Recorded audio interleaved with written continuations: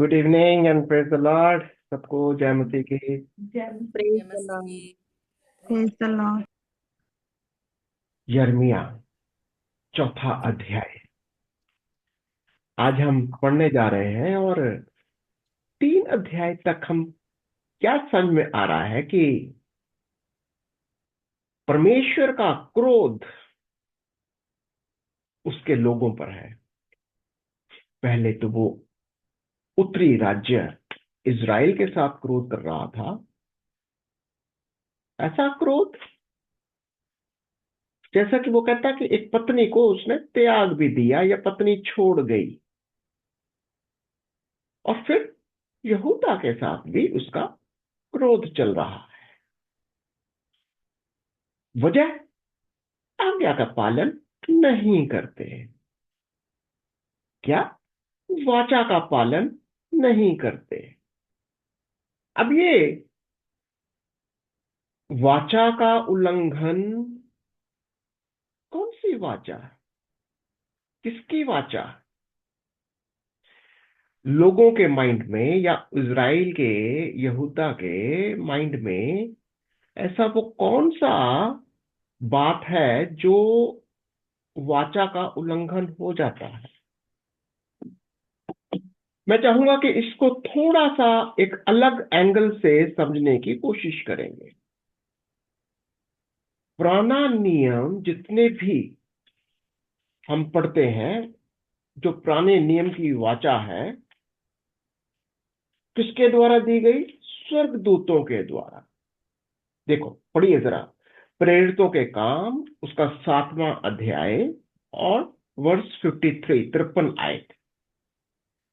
क्या लिखता है? तुमने स्वर्गदूतों के द्वारा ठहराई हुई वाचा तो पाई, पर परंतु उसका पालन नहीं किया। ओके, एक और आयत पढ़ लेते हैं फिर आगे बढ़ेंगे। गलातियों उसका 3रा अध्याय और 19 आयत। गलातियों 3 उसका 19वां आयत। तब फिर व्यवस्था क्या रही? वह तो अपराधों के कारण बाद में दी गई कि उस वंश के आने तक रहे। कौन सा वंश है ये? यीशु मसीह वाला वंश था। ध्यान देना, बहुत बार हम पढ़ते हैं इसको। ये यीशु मसीह का वंश है कि उस वंश के आने तक रहे जिसकी प्रतिज्ञा दी गई थी, और वह स्वर्गदूतों के द्वारा एक मध्यस्थ के हाथ ठहराई गई। स्वर्गदूत कौन हो गए? जिसके द्वारा ये व्यवस्था ठहराई गई। आपको थोड़ा सा और इसको मैं क्लैरिफाई करने की कोशिश करूंगा, क्योंकि ये बहुत बड़ा अंडरस्टैंडिंग के लिए हमारा अंडर वचन को समझना बहुत जरूरी है। प्रभु का दूत, जब भी आप पुराने नियम के अंदर पढ़ते हो, चाहे मूसा को हो, जब भी दो तरीके से, या तो यहोवा प्रकट होता है या प्रभु का दूत प्रकट होता है। यानी कहीं ना कहीं कोई स्वर्गदूत की बात आ रही है।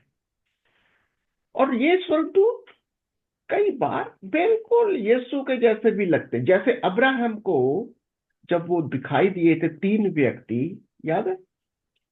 जब उसने उसने सोदोम गुमराह को नाश करने के लिए आए थे, उसमें से एक तो यहोवा है और 2 स्वर्गदूत हैं। और दोनों स्वर्गदूत चले गए सोदोम गुमराह की ओर। और यहोवा जो बीच में खड़ा था या उनके साथ था, वो अब्राहम से बातें कर रहा था। और अब्राहम पूछ रहा था, प्रभु अगर वहां पर 50 होंगे धर्मी तो क्या तू छोड़ देगा? 40 होंगे, 35 होंगे तो क्या? ये स्वर्गदूतों का इशू क्या है? क्योंकि स्वर्गदूतों के द्वारा उस पुराने नियम के अंदर स्वर्गदूत इन लोगों को दिखाई देते थे, वचन आता था, यहोवा भी बातें करता था, यहोवा की भी बात है। पर लेकिन अब प्रॉब्लम क्या है? प्रॉब्लम ये है कि स्वर्गदूत हर एक राष्ट्र के स्वर्गदूत होते हैं। किसी को आइडिया है, जब दानियल को प्रार्थना कर रहा था तो एक स्वर्गदूत ने कहा, मेरा तो रास्ता उस दूत ने रोक रखा था। याद है किसी को? क्या बोला था उसने? मिकाएल मिकाएल उसने कहता 21 दिन हो गए वहां पे जो फाइट उनकी हो रही 21 थी। दिन तक मेरे रास्ते। कौन था वो फारस के राजा ने। ठीक है, मुझे बता तू दानियल को क्या कहने जा रहा, क्योंकि फारस आने वाला किंगडम था। कौन सी वाली किंगडम? फारस की किंगडम, मादी फारस। और वो कह रहा था क्योंकि उसके बाद एक और किंगडम आने वाली थी। क्या नाम था उसका? इजिप्ट की, सॉरी, यूनान की। यूनान का यूनान का भी वो स्वर्गदूत था। तो कहने का मतलब क्या है? ये जितने भी बाहर के लोग, हम आप भी हम वचन पढ़ रहे हैं, तो परमेश्वर की उपस्थिति में, उसके मंदिर में बाहर के बहुत सारे लोग आ गए। बाहर के राष्ट्र आ गए। हमने देखा अशूर भी आया। आपको याद है, अशूर भी अपने देवता की पूजा कर रहा था। याद है? अशूर अपने देवता की पूजा, यानी वो भी कोई ना कोई स्पिरिचुअल बॉडी है जिसकी वो आराधना करता है, पर लेकिन वो यहोवा के पास भी आ जाता है। अब अशूर की भी एक किंगडम थी। अब जब अशूर के लोग आए तो ये जितने भी इजरायली थे, उनकी धार्मिकता, उनके लोग, उनकी प्रथाएं, उनका जो भी तरीका था, वो भी आ गया। कौन? उनके स्वर्गदूत। क्योंकि शिक्षाएं उनकी अशूरियों की भी आ गई। और जब अशूरी लोग आ गए, इजरायलियों के मनों के अंदर ये भी समा गया, अरे ये भी तो स्वर्गदूत है। स्वर्गदूत ये भी तो पावरफुल होते हैं। अब क्योंकि अशूरी लोग स्वर्गदूतों की आराधना करते हैं, पूजा पाठ करते हैं, सारी बातें हो रही हैं, और मूर्तियां उन, देखो, जितने भी स्वर्गदूत थे उन्होंने बहुत कुछ सिखाया। यहां तक कि मूर्ति पूजा करना भी स्वर्गदूतों ने सिखाया। ये जितने भी स्वर्ग मूर्ति पूजा है, ये स्वर्गदूतों ने सिखाई है।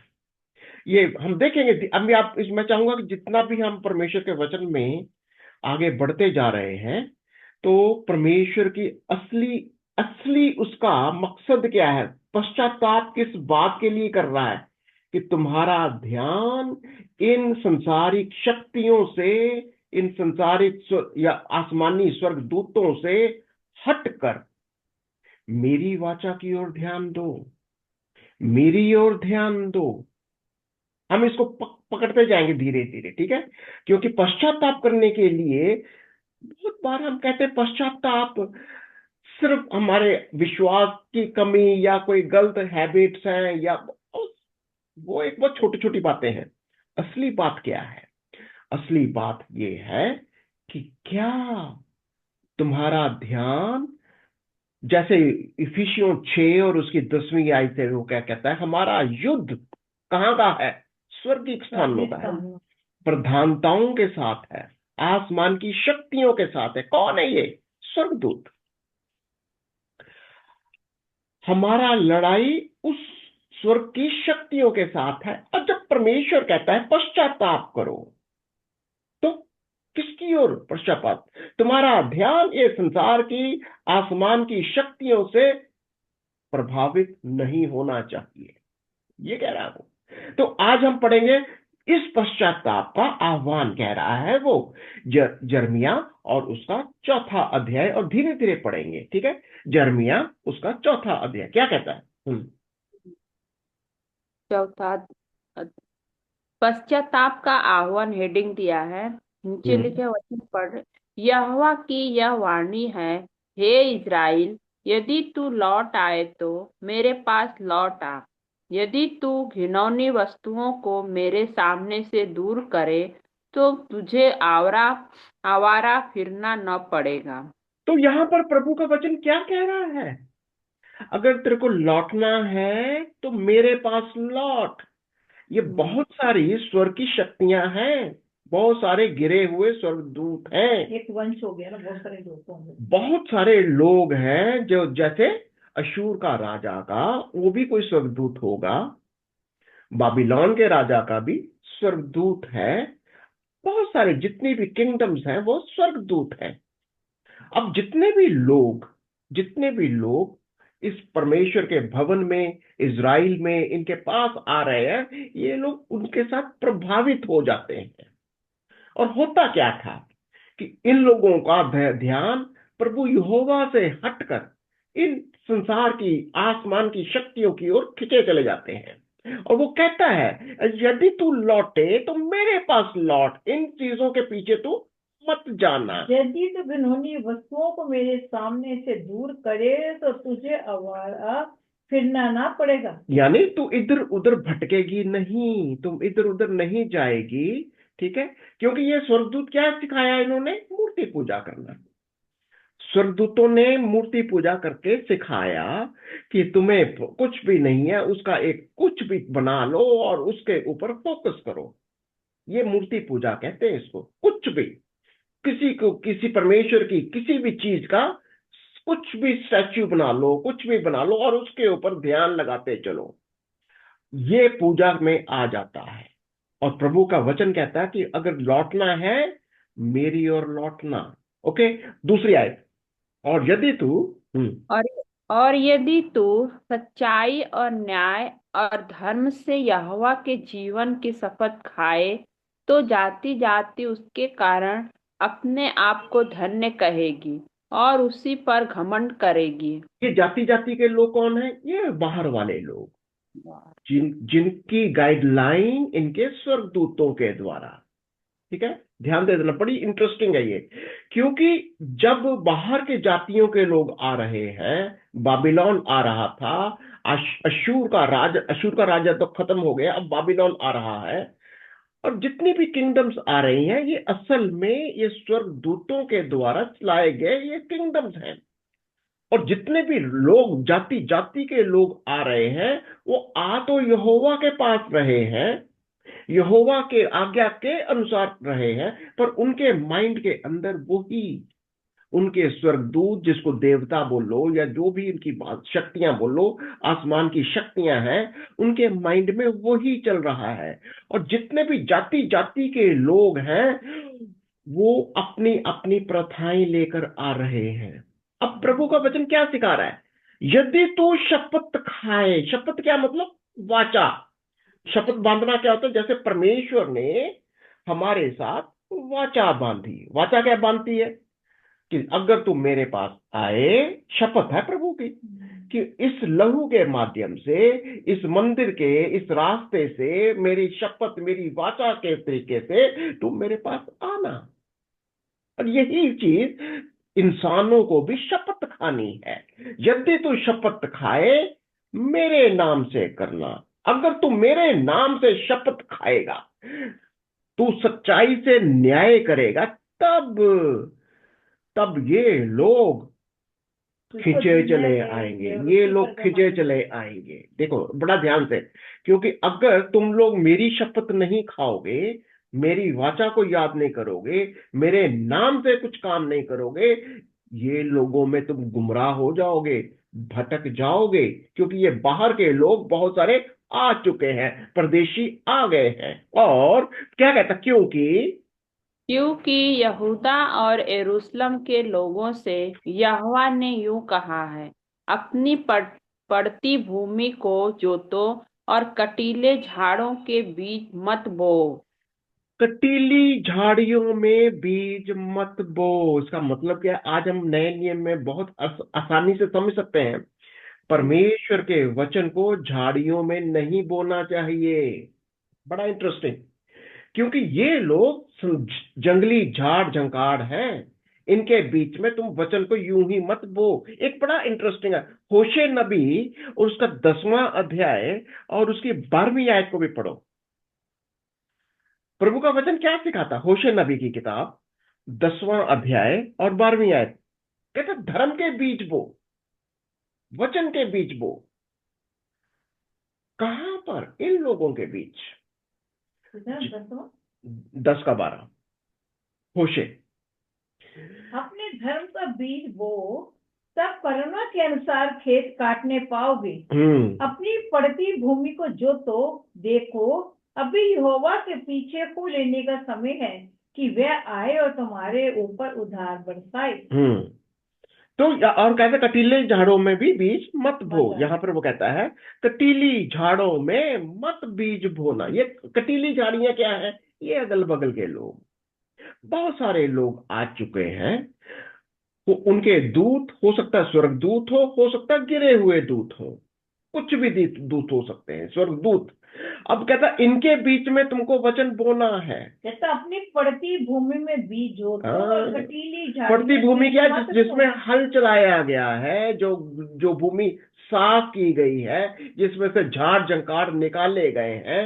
ये अगर तुम सोचो, ये लोग आए हैं, तुमने जमीन को ही तैयार नहीं किया, तुमने जमीन को अच्छी तरीके से बीज बोने के लिए तैयार नहीं किया, तो क्या बीज बोया जा सकता है? नहीं। यही कह रहा वो। इसीलिए हे यहूदा, चौथी आयत। हाँ। हे यहूदा के लोगों और यरूशलेम के निवासियों, यहोवा के लिए अपना खतना करो। हाँ, अपने मन का खतना करो, नहीं तो तुम्हारे बुरे कामों के कारण मेरा क्रोध आग के समान भड़केगा और ऐसा होगा कि कोई उसे बुझा न सकेगा। तो ये बीज बोना कैसे है? देखिए, आज भी हम परमेश्वर के वचन को सुनाते हैं, हम भी क्या करते हैं? परमेश्वर के वचन को बोते हैं। पर लेकिन अगर हमारा मन पश्चातापी नहीं है, अगर हमारे मन में हमारे पापों की क्षमा नहीं है, हमारे पास परमेश्वर का उद्धार नहीं है, प्रभु का वचन मेरे मन के अंदर से नहीं है, तो क्या मैं बीज बो सकता हूं? नहीं, वो तो ऊंट कटारे बोल के चला जाएगा ना। ये यही तो वो कहता है, तुम्हारे मन का खतना बहुत जरूरी है। यानी इस मन के अंदर तुम्हारा मन खेदित, प्रभु इसको मन को बदल डाले। एक रोमियो की किताब को पढ़ लो, रोमियो 2 उसकी 28 और 29 आयत को पढ़ो जरा। रोमियो 2 उसकी 28 और 29। पौलुस क्या सिखाता है? मन, तुम्हारे मन को कहीं ना कहीं खतना होना चाहिए, मन कटा होना चाहिए। क्या? रोमियो 2 उसकी 28 और 29। क्योंकि यहूदी वह नहीं जो प्रगट प्रगट में यहूदी है, और न हम्म वह खतना है जो हम्म प्रगट में है हम्म। और देह में है, पर यहूदी वही है जो मन में है, और खतना वही है जो हृदय और आत्मा में है।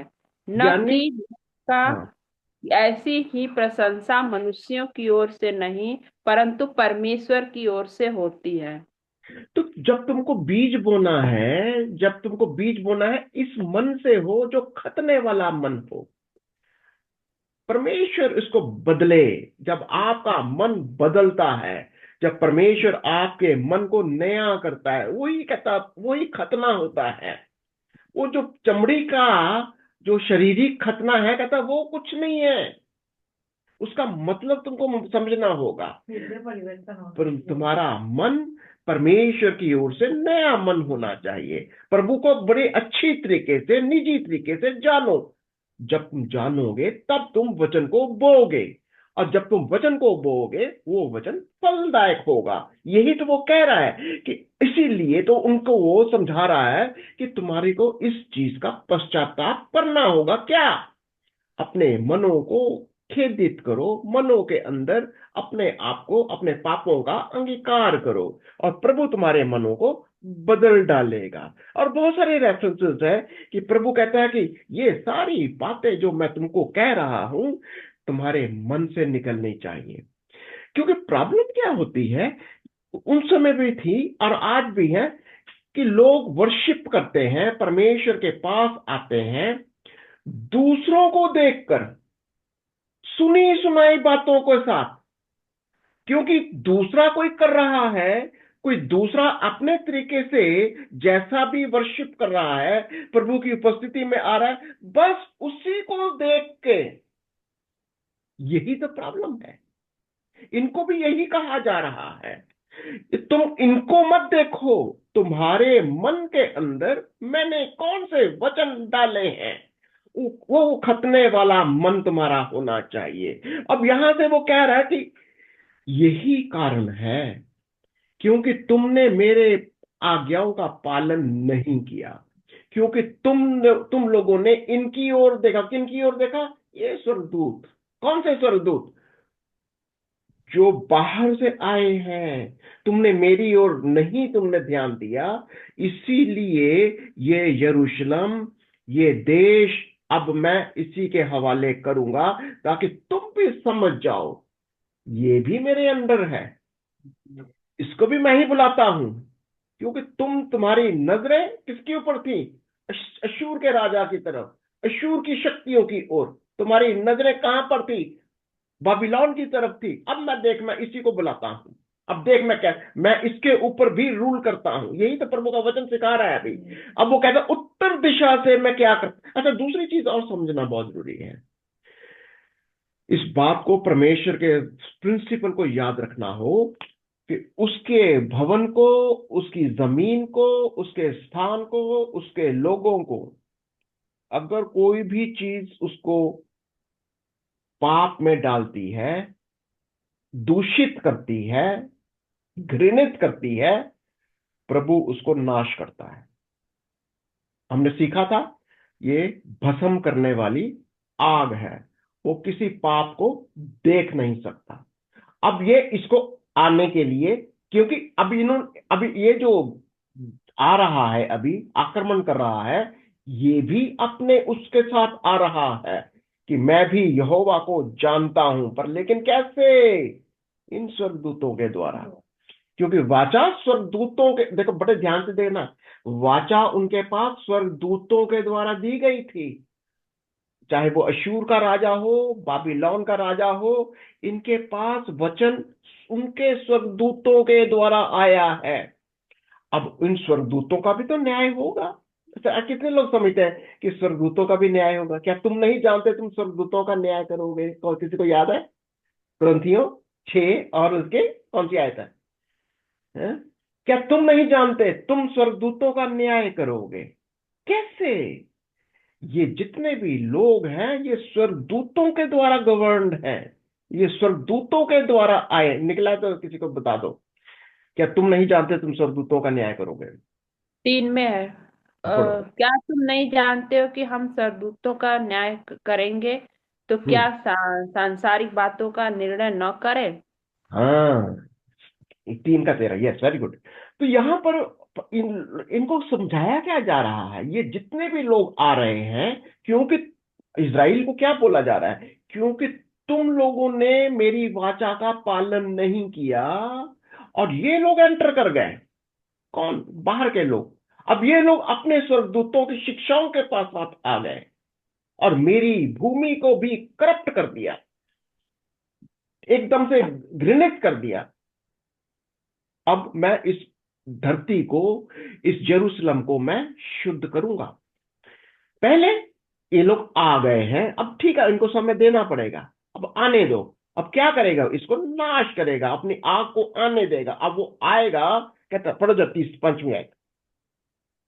हाँ, तो हेडिंग दिशा है में उत्तर दिशा से आक्रमण की सूचना। हम्म। यहूदा में प्रचार करो और यरूशलेम में वह सुनाओ। पूरे देश में नरसिंहा फूको, गला खोल कर ललकारो और कहो, आओ हम इकट्ठे हो और गढ़ वाले नगरों में जाएं। हम्म। और क्या करना है? गढ़ वाले नगरों में जाएं, यानी अपने ही इज़राइल में, यरूशलेम में गढ़ वाले नगरों क्या करें? छठी आयत। सियोन के मार्ग में झंडा खड़ा करो, अपना सामान बटोर के भागो, खड़े मत रहो, क्योंकि मैं उत्तर की दिशा से विपत्ति और सत्यानाश ले आया हूँ। क्योंकि अभी अभी भागो यहां से। अब क्या होने हम्म, जा रहा है यहां पर? बहुत ज्यादा सत्यानाश होने जा रहा है। ये देखिए, परमेश्वर का कैसे काम करने का तरीका समझना होगा। जो भी चीज घृणित हो जाती है, चाहे वो भूमि हो, चाहे वो व्यक्ति हो, जहां पाप है, पाप का दंड मृत्यु है। वचन है। क्योंकि तुमने भूमि को घृणित कर दिया, क्योंकि यरूशलेम को तुमने घृणित कर दिया, पाप इसके अंदर आ गया। कैसे? क्योंकि तुमने मेरी वाचा का उल्लंघन किया। जब वाचा का उल्लंघन हो गया, अब ये भूमि भी घृणित हो गई, पाप में आ गई। अब क्या कह रहा वो? तुम निकलो यहां से, तुम निकलो यहां से। अब भूमि को क्या करना पड़ेगा? उसको शुद्ध करना होगा। कहता अब इसको पहले शुद्ध करने से पहले क्या करेगा? नाश करेगा। कहला इसको नाश करने, और कौन करेगा नाश? बाहर से बुला रहा है। किसको? वो उत्तरी राज्य को। कौन? बाबिलोन। और उसकी उसकी क्या बोलता है 7वीं आयत में? देखो, एक सिंह अपनी झाड़ी से निकला, जाति जाति का नाम करने वाला चढ़ाई करके आ रहा है। वह हम्म कूच करके अपने स्थान से इसलिए निकला है कि तुम्हारे देश को उजाड़ दे और तुम्हारे नगरों को ऐसा सुनसान कर दे कि उनमें कोई बसने वाला न रहने पाए। यानी अब वो यरूशलेम को, तुम्हारे देश को बिल्कुल एकदम से रौंद देगा, खत्म कर देगा। तुम्हारे अंदर कोई भी दिखाई नहीं देगा, सबको गुलाम करके ले जाएगा। अब क्या करो तुम? 8वीं आयत। इसलिए कमर में टाट बांधो, विलाप और हाय हाय करो, क्योंकि यहोवा का भड़का हुआ कोप हम पर से टला नहीं है।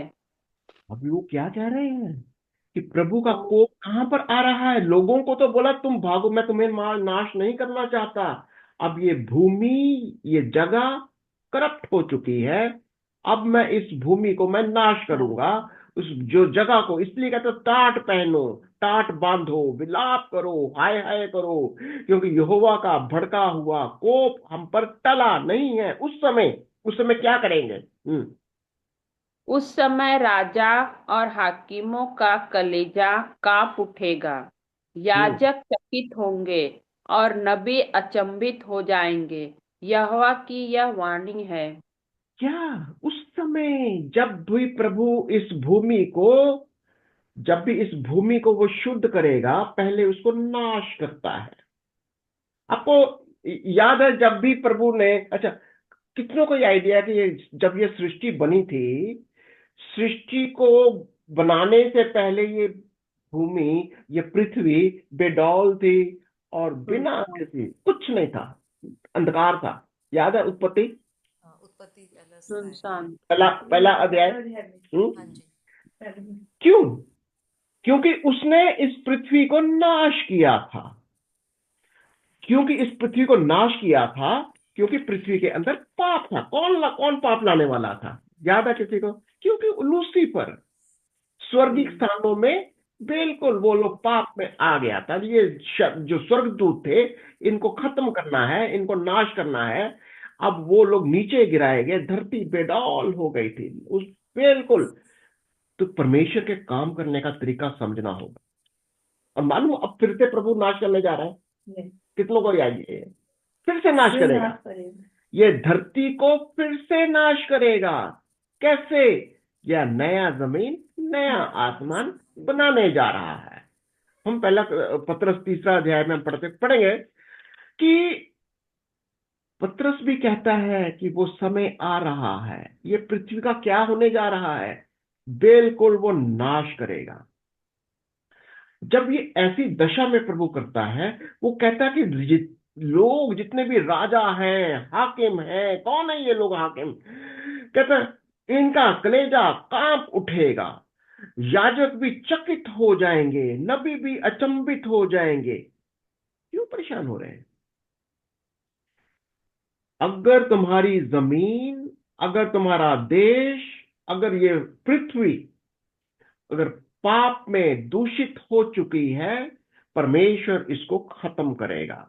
बड़ा इंटरेस्टिंग। अगर आपको और देखना तो एमोस को पढ़ो। आमोस उसका 5वां अध्याय और उसकी 18 से 20 पढ़ लो। प्रभु का दिन के बारे में वो क्या कहता है?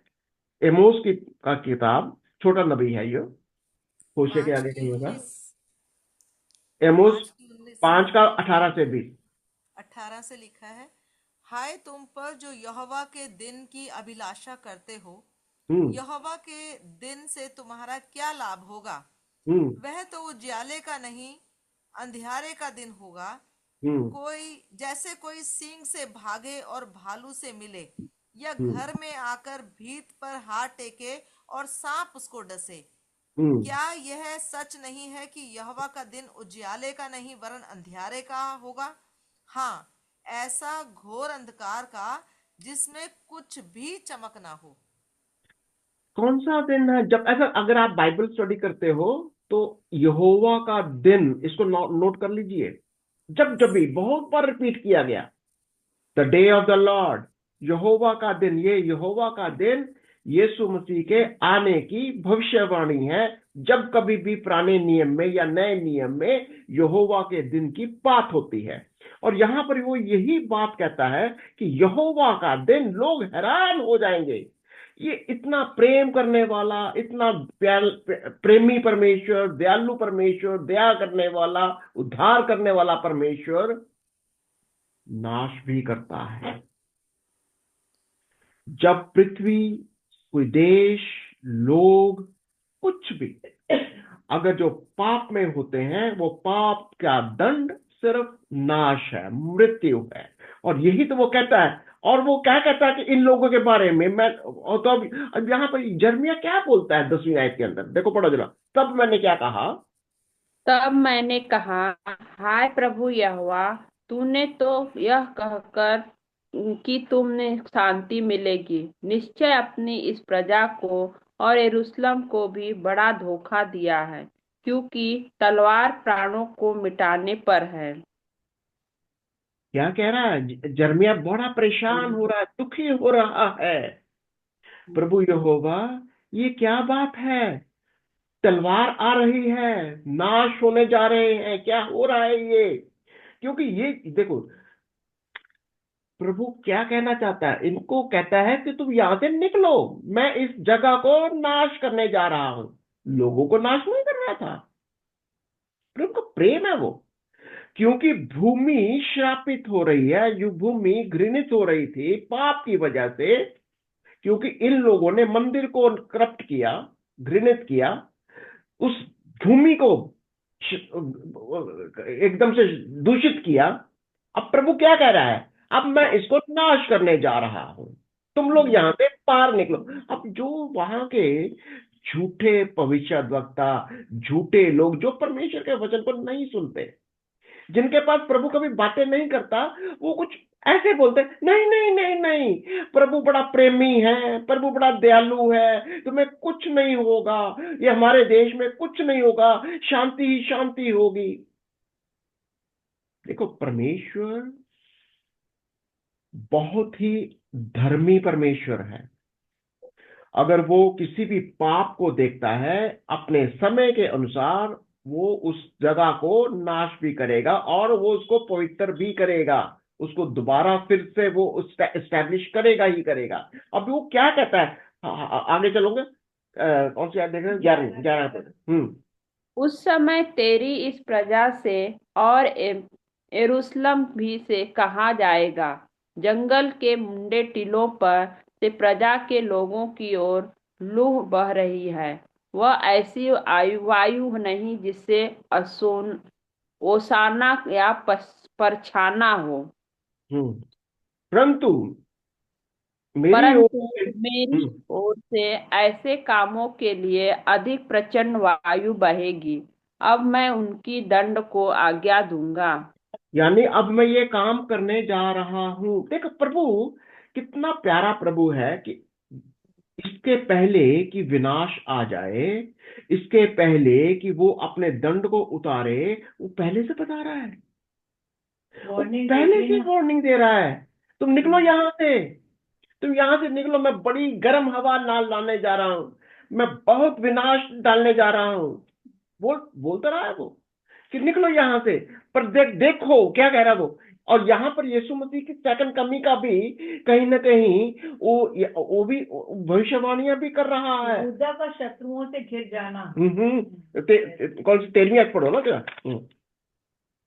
हेडिंग के यहूदा और शत्रुओं से घिर जाना, देखो वह बादलों के समान चढ़ाई करके आ रहा है, उसके रथ बवंडर के समान और उसके घोड़े उकाबों से भी अधिक वेग से चलते हैं। हम पर हाय, हम नष्ट हुए। ये किसकी भविष्यवाणी हो रही है? उस समय बाबिलोन की भी हो रही है, वो आ रहा है उत्तर से। और ये भविष्यवाणी हो रही है यीशु मसीह की भी, बादलों पे आ रहा है ना। बादलों पर आ रहा है सवार होकर। कब? जब यीशु आएगा, दोबारा जब आएगा। अब वो न्याय करने के लिए आ रहा है, अब वो नाश करने के लिए आ रहा है।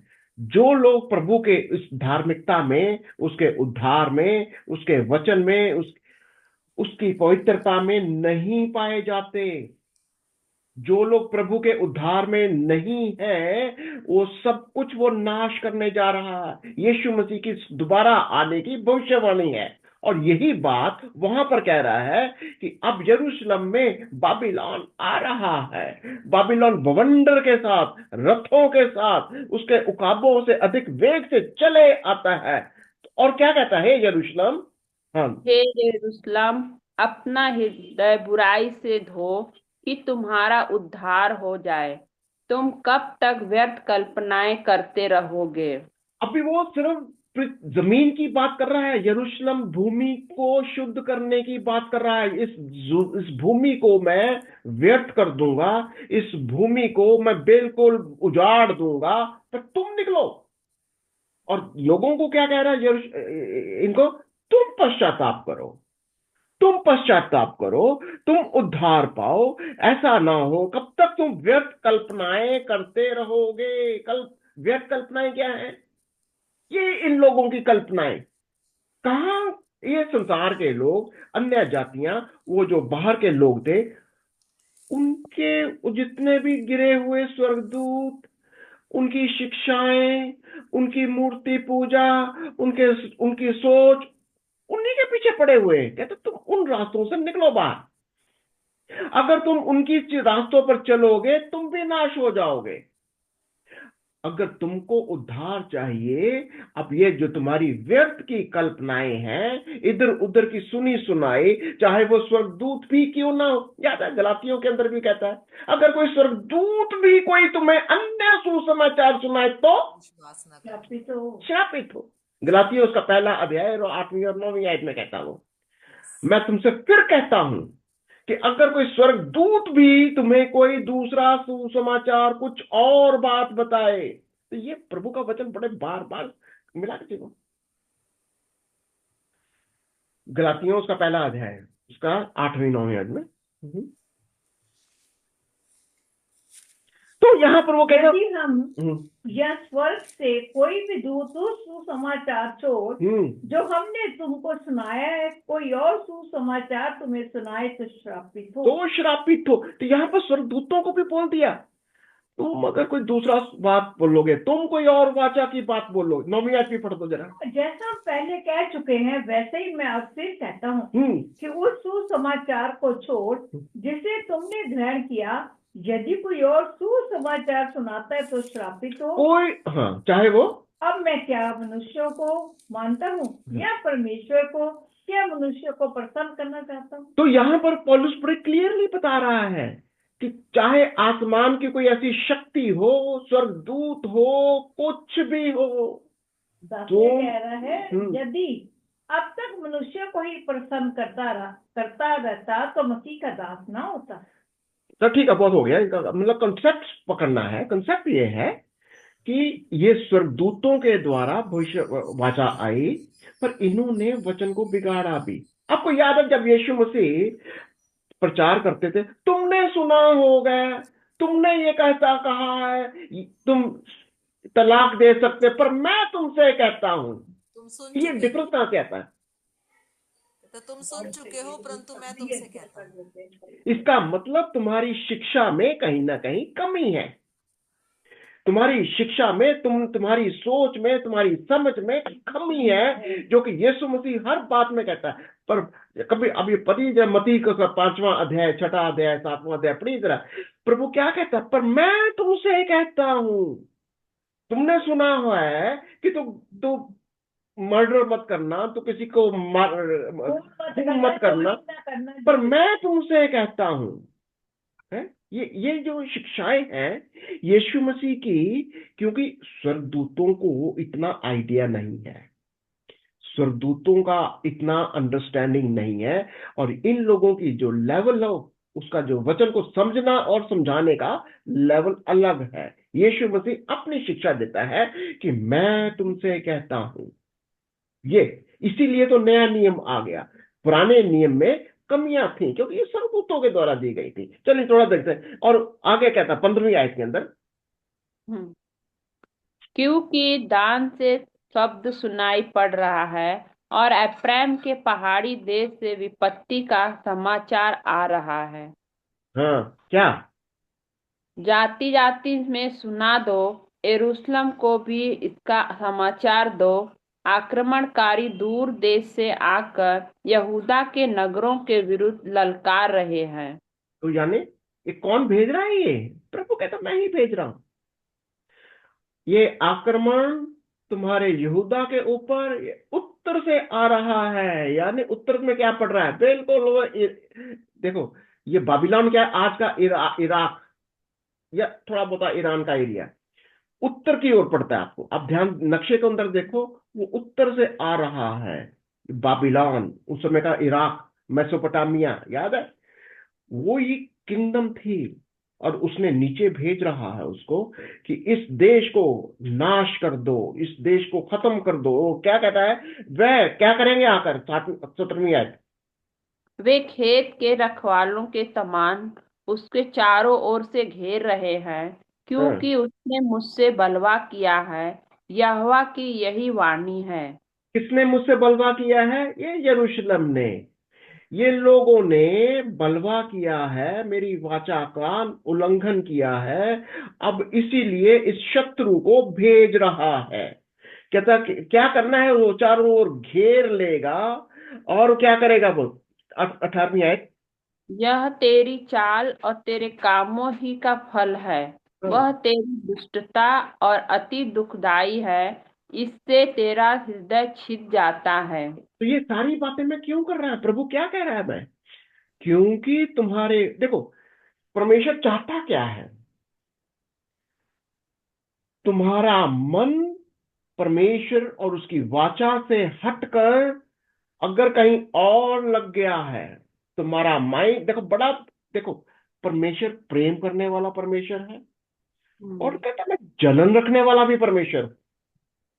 वो जलन भी रखता, कैसा जलन रखता है? अगर हमारा मन परमेश्वर से हटकर, उसके वचन से हटकर, उसकी वाचा से हटकर कहीं और लग गया, वो जलन भी रखता है, फिर दंड भी देता है। और यही प्रॉब्लम अब इज़राइल के साथ, यरूशलेम के साथ भी हो रही है, ये यहूदा के साथ भी। इज़राइल को तो उसने अशूर की गुलामी में भेज ही दिया था, अब यहूदा की बारी आ गई है। अब वो उनसे क्या कहता है?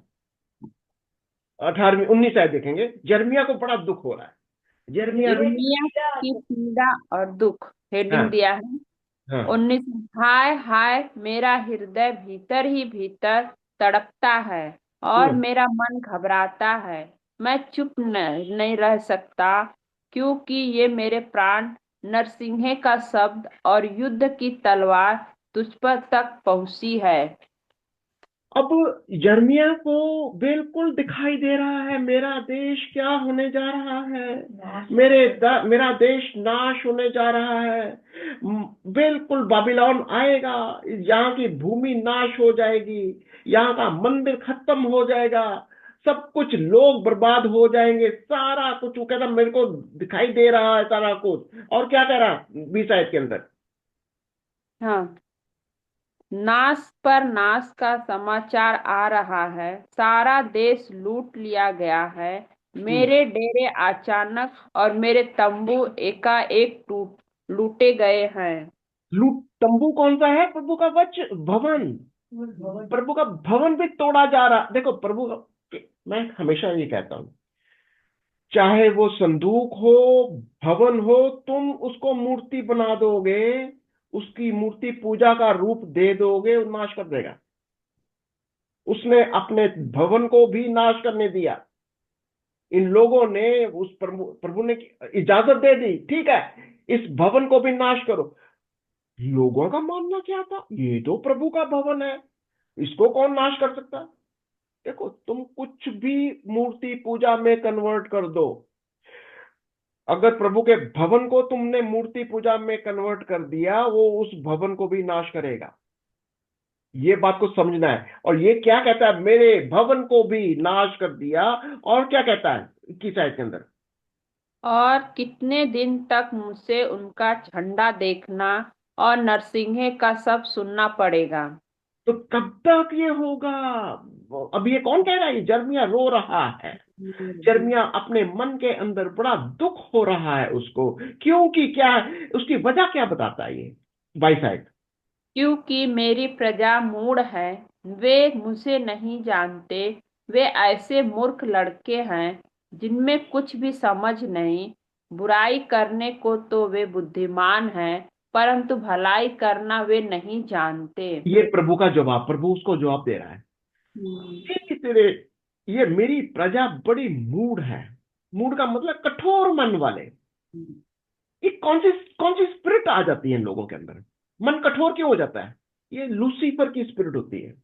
लूसीफर लूसीफर अपने मन को कठोर करता है। मैं अपना सिंहासन परमेश्वर के सिंहासन से ऊपर बनाऊंगा। याद है यशायाह उसका 28वां 14वां अध्याय, और यिर्मयाह के 28 में भी पढ़ेंगे।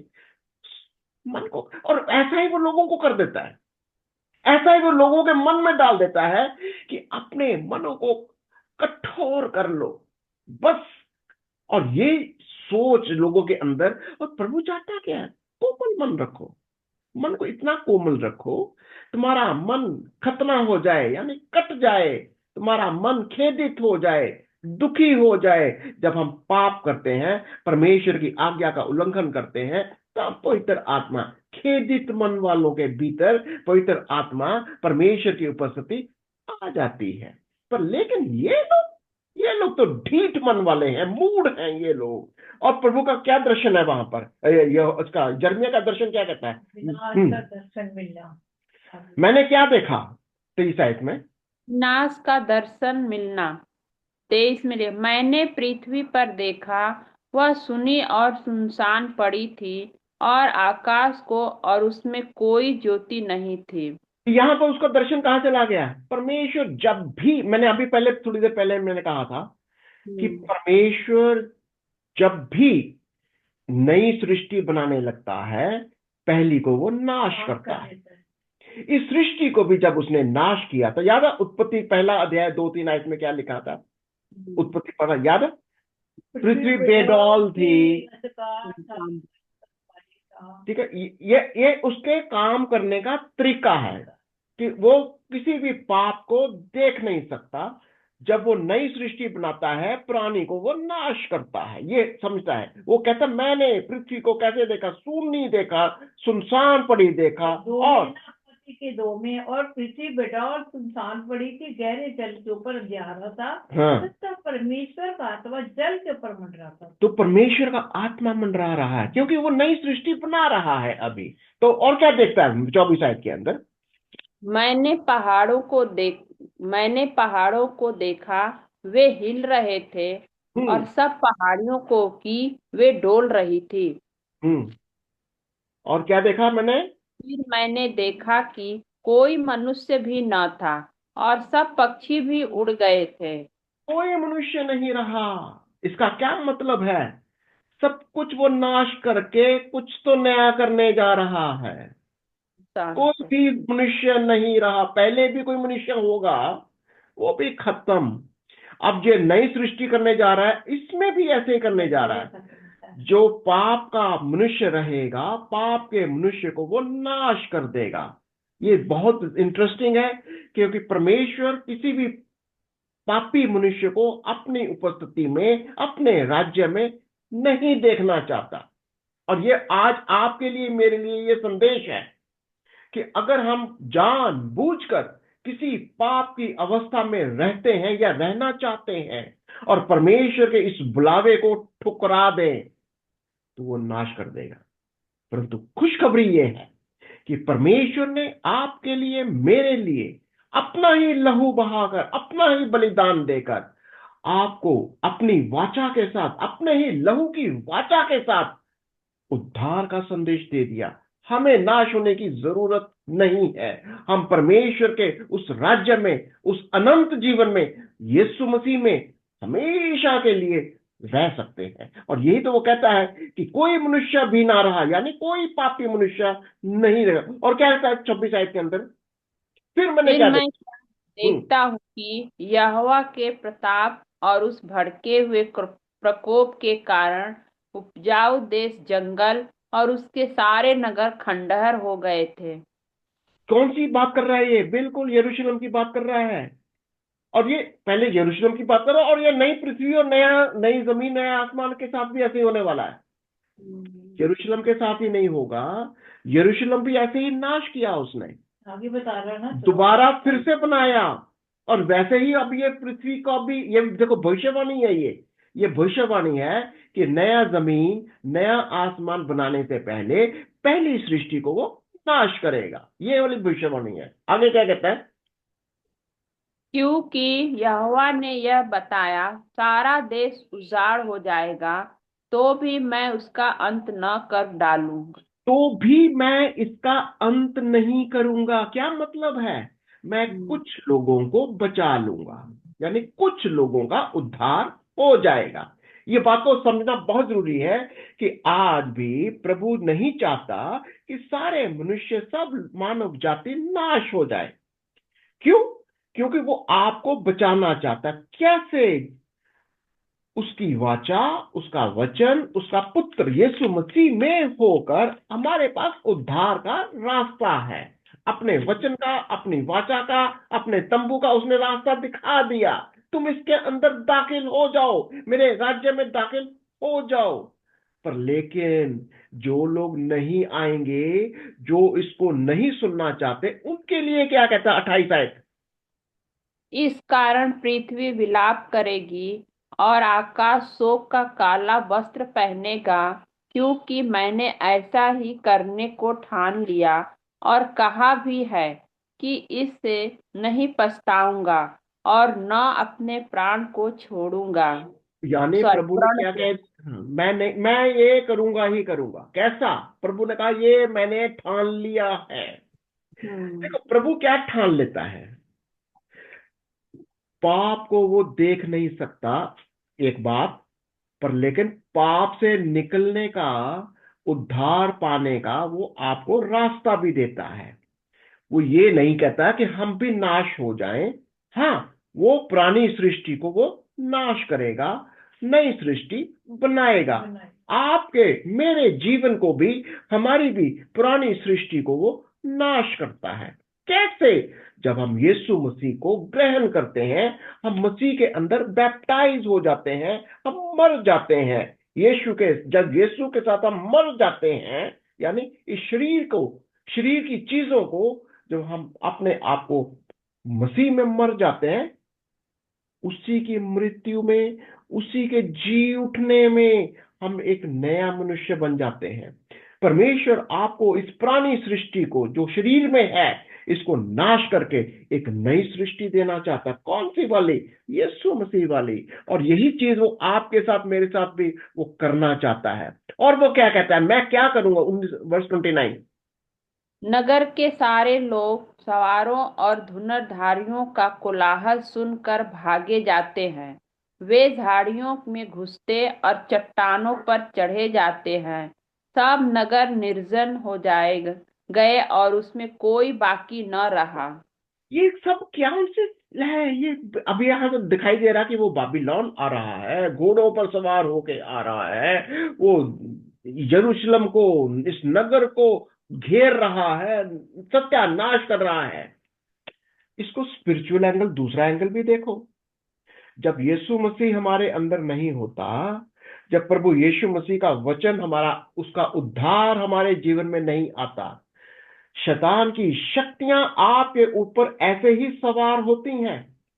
शैतान की शक्तियां आपके जीवन में, जिसको बाबिलोन कह रहा है, ये स्वर्ग की शक्तियां आपके जीवन में पूर्ण पावर के साथ, पूरे घोड़ों पर सवार आपको पता नहीं होता कि मैं क्या करूं, आप बेसहारा हो जाते हैं। जब उस शरीर के अंदर, जब जब भी हम अपनी शरीर की अवस्था में होते हैं, ये संसार की शक्तियां आपको उल्टा करने को मजबूर करते हैं। आपको याद है रोमियो उसका 7वां अध्याय और उसकी 15वीं आयत से पौलुस क्या कहता है? जो मैं करना चाहता हूं वो मैं नहीं करता, जो मैं नहीं करना चाहता वो मैं कर बैठता हूं। क्या हो रहा है? इस शरीर के अंदर बहुत सारी नाश करने वाली शक्तियां क्रियाशील है। वो पाप की शक्ति है, और यही वो पाप की शक्ति है जो यरूशलेम के ऊपर अटैक कर रही है, और वो घुड़सवार पर वो सब कुछ वो विनाश कर देगी। अब देखो, ये परमेश्वर का नियम है। जब हमारे शरीर के अंदर जो भी पाप है, उसको वो जब तक वो नाश नहीं कर देता, आपको वो नया नहीं बनाएगा। अगर आपको नया जीवन चाहिए, नया सृष्टि बनना है, यीशु मसीह में बपतिस्मा लेना ही पड़ेगा, यीशु मसीह में मरना ही पड़ेगा। जब तक मसीह में नहीं मरते, हम यीशु में नया जन्म पा ही नहीं सकते। और ये पाप और पाप की शक्तियां हमारे जीवन के अंदर नाश होंगी जब यीशु मसीह आता है। और यहां पर वो कहता है ये आएंगे, घुड़सवार धुरंधर आएंगे, बड़ा कोलाहल हो रहा है। और क्या हो रहा है यहाँ पर 30 आयत के अंदर? और तू जब उजड़ेगी तब क्या करेगी? हाँ, चाहे तू लाल रंग के वस्त्र पहने और सोने के आभूषण धारण करे और अपनी आंखों में अंजन लगाए, परंतु व्यर्थ ही तू अपना श्रृंगार करेगी, क्योंकि तेरे मित्र तुझे निकम्मी जानते हैं, वे तेरे प्राण के खोजी हैं। तो कहना क्या कह रहा है? अब तू जितना मर्जी मेकअप कर ले, जितना मर्जी अपने आप को अपने आप को सजा संवार ले, जितना मर्जी श्रृंगार कर ले, कुछ फायदा नहीं है जब तक तेरा हृदय परिवर्तित नहीं होता, जब तक तू अपने मन के अंदर एक नई सृष्टि नहीं बन जाता। परमेश्वर आपको एक नई सृष्टि बनाना चाहता है। अब से हम नई सृष्टि, किसको याद है 2 कुरिन्थियों 5 और उसकी 17वीं आयत के अंदर? अब से हम नई सृष्टि हैं। कोई पढ़ेगा? पुरानी बातें बीत गई। पुरानी बातें बीत चुकी हैं। अगर आपने प्रभु यीशु को ग्रहण कर लिया है, अगर यीशु मसीह आपके अंदर आ गया है, उसके आने से पहले इस सब को वो उजाड़ देता है। इस शरीर के कामों को वो खत्म कर देता है। और वो शैतान पूरा ताकत लगाता है कि आपके अंदर शरीर का कुछ भी काम हो, शरीर की कुछ भी होगा, वो फिर से इजाजत मांगता है, फिर से इजाजत मांगता है, मुझे दे। शरीर के अंदर कुछ भी होगा। और इसीलिए तो परमेश्वर का वचन सिखाता है, जब भी हम शरीर में होते हैं, जब भी हम पाप करते हैं, हमें वापस यीशु के उस लहू में, यीशु के उस वाचा में, यीशु के उस रास्ते से अपने पापों का अंगीकार करते हुए हमें उसके पास जाना है। नहीं तो याद रखना कि परमेश्वर ने इजाजत दे रखी है कि जो भी शरीर है, जो भी इस संसार की चीजें हैं, उसके ऊपर वो आक्रमण करेगा, और वो आक्रमण करता है। और ये परमेश्वर ने उस स्वर्गदूतों को दे रखी है, तो जो बाबिलोन का भी है। और क्या कहता है 31 आयत के अंदर? क्योंकि मैंने जच्चा का सब पहलौठा जानती हुई स्त्री को सी चिल्लाहट सुनी है। यह सियोन की बेटी का शब्द है, जो हाँफती और हाथ फैलाए हुए यूं कहती है, हाय मुझ पर, मैं हत्यारों के हाथ पकड़कर मूर्छित हो चली हूँ। कौन है ये? इज़राइल। इस्राएल। इज़राइल। क्योंकि अब जब तक ये अपना हृदय परिवर्तित नहीं करती, जब तक इसके हृदय का क्या बोलते हैं, खतना नहीं हो जाता, जब तक वो यीशु मसीह को आपको प्रकाशित वाक्य उसका 12वां अध्याय याद है? स्त्री दौड़ती है, वो जंगल की तरफ जाती है, और अजगर उसके पीछे दौड़ता है, प्रकाशित वाक्य 12वां अध्याय। और वो क्या, किसको जन्म देती है? एक बालक को, एक बच्चे को। कौन है वो बालक, कौन है वो बच्चा? यीशु मसीह। वो अजगर कह रहा है कि वो बच्चे को जने और वो उसको निगल ले। अब यहाँ पर ये बालक, ये एक भी एक उसकी तस्वीर है। जब इज़राइल, इसके भविष्यवाणी भी है कि जब यीशु मसीह को ग्रहण करेगा उस वक्त, क्योंकि ये जो अजगर है ये तो नाश करने को दौड़ा हुआ है। ये तो चाहता है कि यरूशलेम को नाश कर दे, इज़राइल को नाश कर दे। क्यों? क्योंकि उसने अभी तक अपने मन का खतना नहीं किया, उसने अभी तक यीशु मसीह को ग्रहण नहीं किया। पर लेकिन जिस दिन इज़राइल यीशु मसीह को ग्रहण कर लेगा, बालक उत्पन्न हो जाएगा, यीशु मसीह उनकी जिंदगी में आ जाएगा और इज़राइल का भी उद्धार हो जाएगा। और यही बात आपके साथ और मेरे साथ, हम सबके साथ भी है। जब तक हम यीशु को अपने मन के अंदर ग्रहण नहीं कर लेते, जब तक हम, और उसके पहले जच्चा की सी पीड़ा होती है, आपको तकलीफ तो होगी। यीशु को ग्रहण करने के लिए आपको तकलीफ तो होगी। जैसा मां बच्चे को जन्म देने से पहले बड़ी पीड़ा से होकर गुजरती है, वैसे ही यीशु को ग्रहण करने के लिए आपको किसी न किसी दुख को, पीड़ा को सहन करने के लिए तैयार होना पड़ेगा। और तभी यीशु मसीह का जन्म आपके शरीर में, आपके मन में आपका खतना करते हुए एक नया शरीर दे देता है, एक नया मन दे देता है, और आप परमेश्वर के राज्य में दाखिल हो जाते हैं। और फिर नई सृष्टि तो आपकी हो गई, पर याद रखना ये पृथ्वी को भी वो नया करेगा, लोगों को भी उद्धार चाहता, और जमीन को भी नया जमीन नया आसमान। प्रकाशित वाक्य इसकी 21 और 22 आयत को, अध्याय को पढ़ लेना। आपको देख लेंगे कि नया जमीन और नया आसमान की भी वो बातें करता है। हम आपके लिए प्रार्थनाएं भी करते हैं दोस्तों। अगर आपने हमारे चैनल को नहीं सब्सक्राइब किया, प्लीज सब्सक्राइब करिए। हम परमेश्वर के वचन के अलावा और कुछ नहीं बोलते। अगर आपको परमेश्वर का वचन सुनना है, आपको परमेश्वर के वचन को और जानना है, आप हमारे संपर्क में आइए, अपने कमेंट्स को लिखिए। अब जानकारी चाहिए, हम वो भी आपके लिए दे देंगे जितनी हो सकेगी। प्रार्थना का कोई विषय है, जरूर हम आपके लिए प्रार्थनाएं भी करेंगे। आइए प्रार्थना करते हैं, प्रभु के चरणों में सर को झुकाते हैं। प्रभु पिता, आपको धन्यवाद देते हैं प्रभु यीशु मसीह, पवित्र आत्मा, सुंदर समय के लिए आपको धन्यवाद देते हैं प्रभु। हाँ प्रभु, कि कितना आप अनुग्रहकारी, दयालु, विलंब से क्रोध करने वाले परमेश्वर, करुणा निधान प्रभु, आपको धन्यवाद देते हैं प्रभु।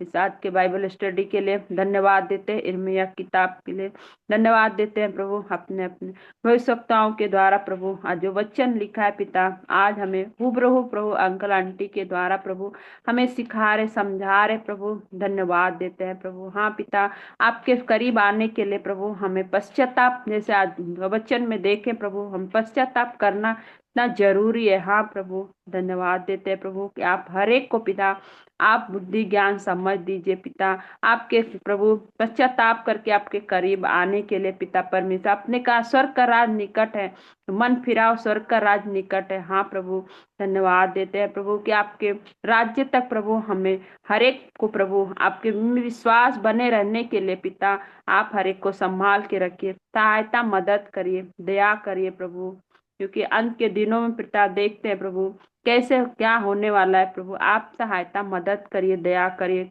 प्रभु। नया आकाश, नए सृष्टि की रचना होगी प्रभु, उसमें आनंद के साथ पिता हम आपके साथ रहने के लिए प्रभु आप हर एक को संभाल के रखिए प्रभु, आपके अनुग्रह में रखिए, आपके प्रेम में प्रभु बने रहने के लिए सहायता मदद करिए पिता।